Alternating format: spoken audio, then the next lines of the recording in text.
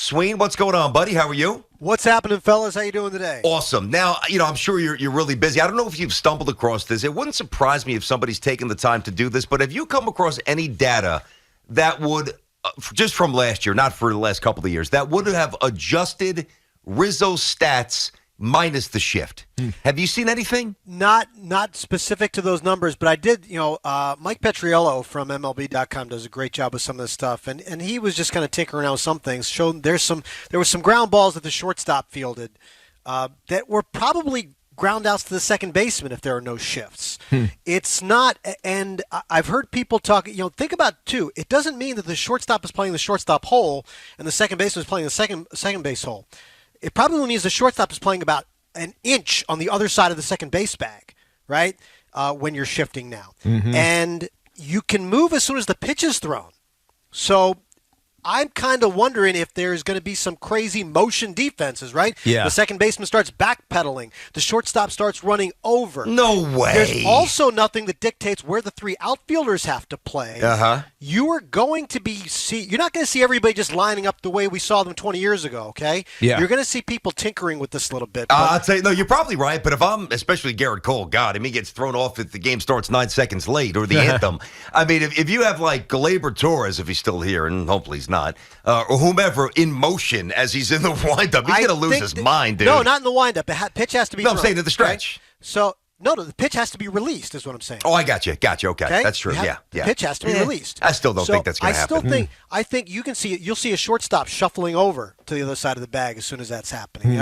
I don't think it's as easy. I don't think it's as easy as saying, okay, the batting averages of lefties have dropped, 30 points, and those 30 points are automatically going back up. Okay. And because I think the other bigger part of it is, remember, we used to see a two-hopper up the middle was a base hit. Always.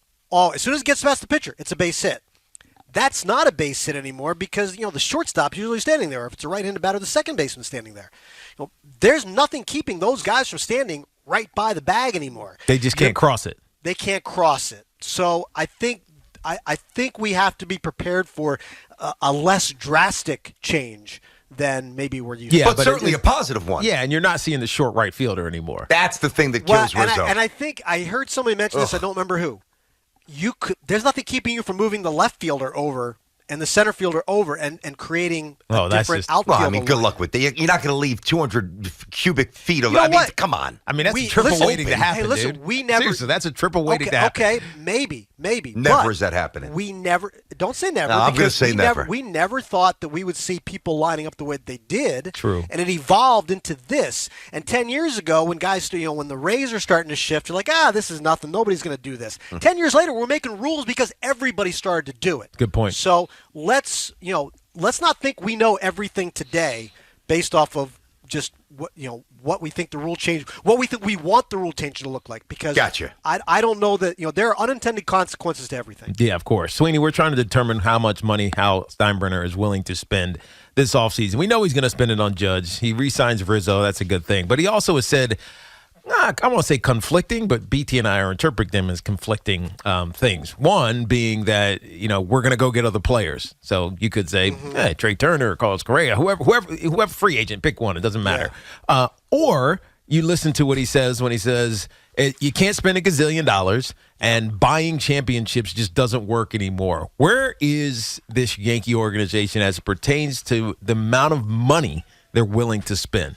Yeah, it's a great question, and I don't think he's come close to really giving anybody a firm answer. It's always been kind of tricky every year trying to figure out, are they going to do this, are they going to do that, and we kind of know where it's been. I think that everybody's been pretty consistent in talking about shortstop and where they want that to go, right? So the idea of signing a big free agent shortstop still doesn't seem to be part of the equation. The thing I was kind of thinking of here is, you need to make sure, you need to be very careful. I think it's dangerous to think, okay, go with kids doesn't mean that Peraza's playing short, Volpe's playing second, and Cabrera's playing left. I mean, that's a third of your lineup right there with unproven players. That's a dangerous game to play. I agree with that. Yep. So now, let's just, for argument's sake, you've re-signed Aaron Judge, let's say, okay? Left field is still an issue. And your infield alignment can be a little creaky depending on what you think you have at second and third. You're a little unsure of what you're getting offensively. LeMahieu and Donaldson and Torres, however you shuffle them up, you have questions offensively what you're getting. Okay, you've already taken let's just say Peraza is your shortstop. Okay. Shortstop and catcher, you're already probably have a little bit lower expectations offensively, just because shortstop you don't know what how quickly he adjusts and things like that. I think you need to make left field a really legitimate offensive position. So you go sign it. Do you have room to sign? Is Nimmo an option out there? Well, I'd rather have Who would you rather have Benintendi out there? Benintendi or Nimmo? I'd rather have Benintendi. Yeah. So you've got to commit some dollars there. But Yep. I also think you have to think about the starting rotation, and there's a lot of talk of the Yankees are pitching is fine. They can just fill in the back end. I'd kind of rather go heavy in the top end. Two reasons that I've talked to people about around the league, in recent weeks. One, Nestor Cortez is really good, but expecting him to duplicate and better that next season might be a tall ask. We already saw him become physically compromised late in the season, and you don't know how he's going to respond to that after a season of his biggest workload to this point.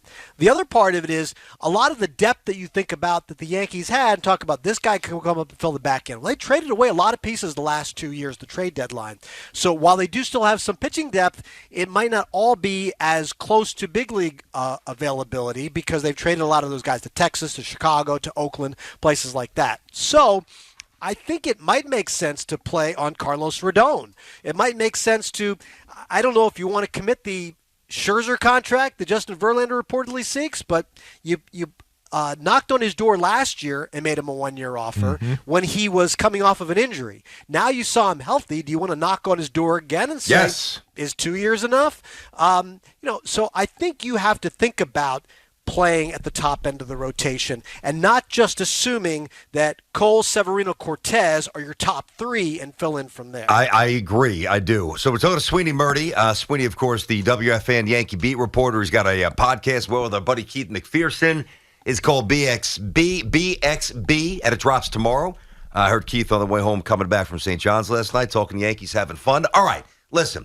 We're all focused on adding players. And I know what the Yankees have projected publicly. I understand what they have to do it now because they're still property of the Yankees. I am almost as intrigued by the deletion of players. I'm going to give you 4 names, and I want you to give me, in terms of rate of probability, that 1 or 2 or however many you think are gone. On opening day, gone. Donaldson, Hicks, Torres, and I know it's going to be a tougher juggle, but I'm going to even throw Stanton in there if you eat money and give a prospect to entice somebody to take him. Donaldson, Hicks, Torres, Stanton. Who's gone? Stanton isn't going anywhere. Okay. We've talked about I got this, you. okay? Keep going. Got you. And I hesitate to say opening day because I think and here's why, okay? We all really obviously want to look forward to the Yankees in the postseason next year, okay? And I think the team that starts on opening day is obviously never the team that finishes the season, okay? I would tell you, as I told you last week, I think you have to hope that you can, if these are the guys you want to eliminate, I think you have to hope that 2 of the 3 are guys that you can get rid of. Donaldson obviously comes with a problem, but you have to eat a lot of money for it. That's Hicks fine. and Torres, same kind of thing. I think that you should hope that they can get rid of 2 of them, but I'm looking at that and saying I really don't believe. I have a hard time believing that any of those 3 are in the Yankees postseason lineup a year from now. Okay, and if they are, it's because Torres or Donaldson has performed really well and has rebounded and given you something. Otherwise, you make those. If you can't make that move in the offseason, it's a move you make as the season goes along. I could accept that. I could accept that right now, as long as they're open to that, and it sounds as if they are. I think they're open to anything, and I just think it's impossible to. And remember, Stanton was hurt the entire second half. Well, he's always hurt. I mean, that's the problem. That's fine, but that's another reason. How do you think you're getting rid of him? Well, I'll tell you. You give somebody not who he's going to control who he can go to. No, I understand that. No, I got you. He's going to control that. I got you. He's got a no trade. I understand. Just hear me out. What I would do to incentivize a team to take him, number one, I eat whatever's agreeable in terms of something that's palatable for the other team. And obviously the Yankees, I'll eat 35% of his remaining contract, and I'll give you not an A-level prospect. I'll give you a B-level prospect. Let's make it happen. Mm-hmm. What's so hard about that?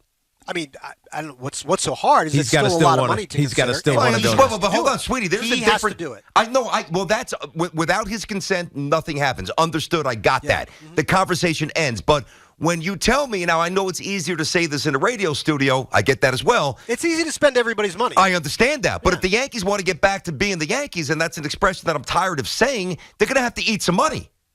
They're going to have to do it. Yeah.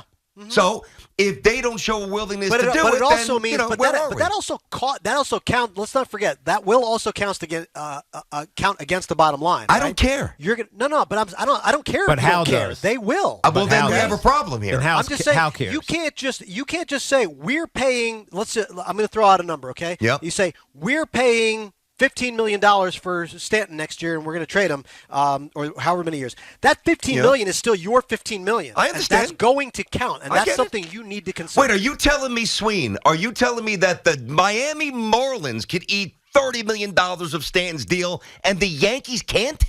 No. I'm telling you that all they had to do was eat $30 million total, right? And they haven't even paid it yet. That's I know. That's down the road. I know. What you are now talking about is, I'm saying, $15 million per year of Stanton's contract for somebody else to take him.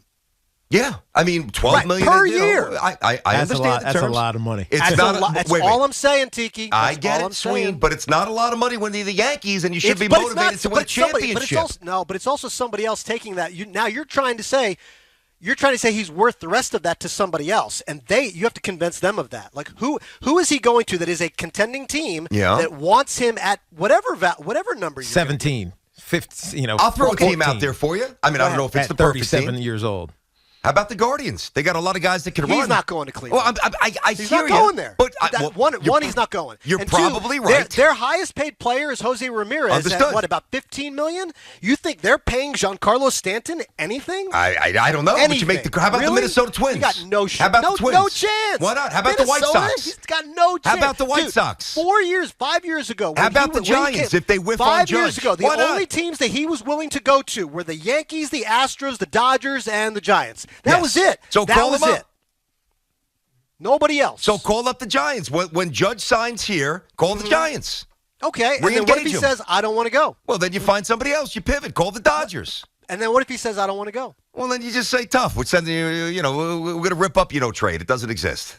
Oh, good. Okay. Yeah. I mean, I'm being facetious there. No, listen, Sweeney, I know this is complex. I get it. And that's all I'm trying to do here. I'm trying to give you the obstacles to what you want, because it's very easy for us to say, this is what I want, let's do it. It's never that easy. I'm trying to provide everybody listening. Yep. I'm trying to provide the obstacles to getting this done. Yes, and I'm trying to provide answers to your obstacles. And at the end of the day, you're not being realistic because you're trying to send them to places he's definitely not going.